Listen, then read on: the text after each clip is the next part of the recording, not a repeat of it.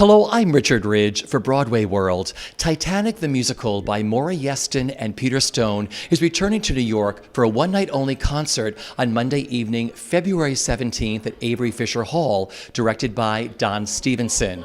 And we dropped by the rehearsal room to meet the company, where musical director Kevin Stites gave the BroadwayWorld cameras an exclusive look. The devastating for Thursday, April 11th is now being served in the first class dining saloon. I'm here, Mr. Latimer. Prepare to greet our clientele. Our meeting is... The number that you just filmed was Remarkable Age, what a remarkable age this is, which takes place in the first-class dining salon. It's the first time you meet all the first-class passengers in the posh setting.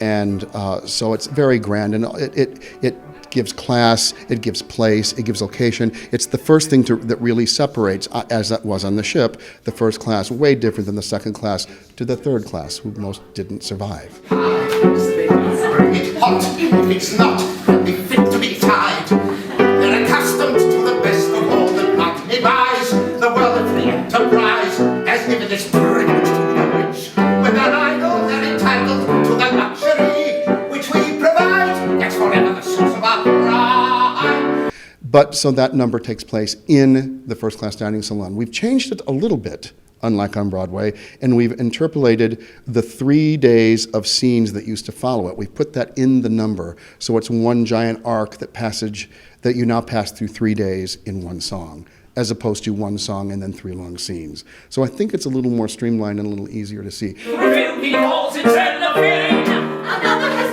built a parachute for jumping out of the barricade. Remarkable things learned endlessly from out the human brain. Indeed, that was a remarkable age this is. Cutting over. Then the next scene is the one in which Bride comes in. You know, we use the word excited. This is not excited. This is moved. I'm to the core of my heart and my being to be together with 20, 25 people who created this. Their DNA is in this material, and for them to sing Titanic in a room and sound exactly as they did 17 years ago and look as they did 17 years ago, it's like time travel.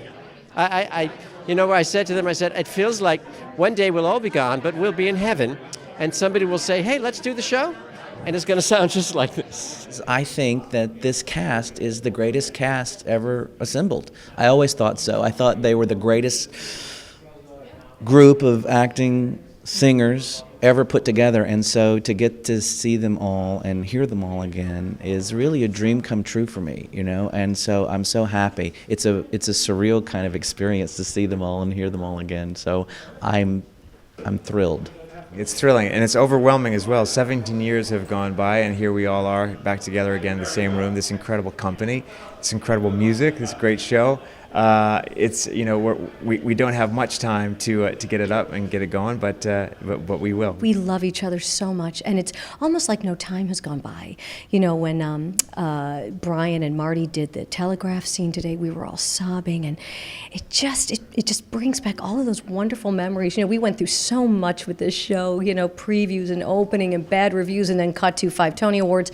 So, we really had quite the ride with it, and it's just our poor stage manager, she can't get anybody to shut up. She can't get any of us to shut up.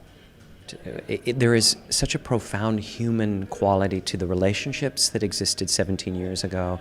And I know people say that about shows, but you're talking about a group of actors who are also are writers and composers and creators, and such friendships. So doing the radio room scene today, for instance, or and just hearing people sing and seeing these faces with, a little more gray, is so moving, because it's the joy of revisiting the work, but it's also the joy of we're still alive, and we're still in New York, and we're doing our what we do and what we love. And there have been a lot of trials through the years, and here we are, just singing together. It's the most exciting week ever, and it was one of those things that was the easiest decision I think I've ever had to make as a professional, where you just say, do you want to come back and do this and see all your friends and work on a piece of material that was so important to us then and still feels the same way, and it feels like we never left. Yeah. It's fantastic. What are you looking forward to the most about doing this on Monday?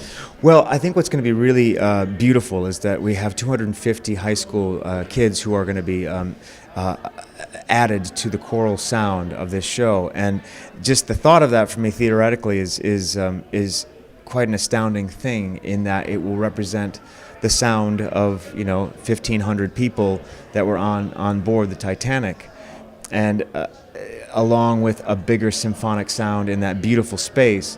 The manifestation of Maury's score, I think, is going to have a very special, unique, one of a kind flavor for that night. And so I'm really looking forward to hearing that sound as it defines the score.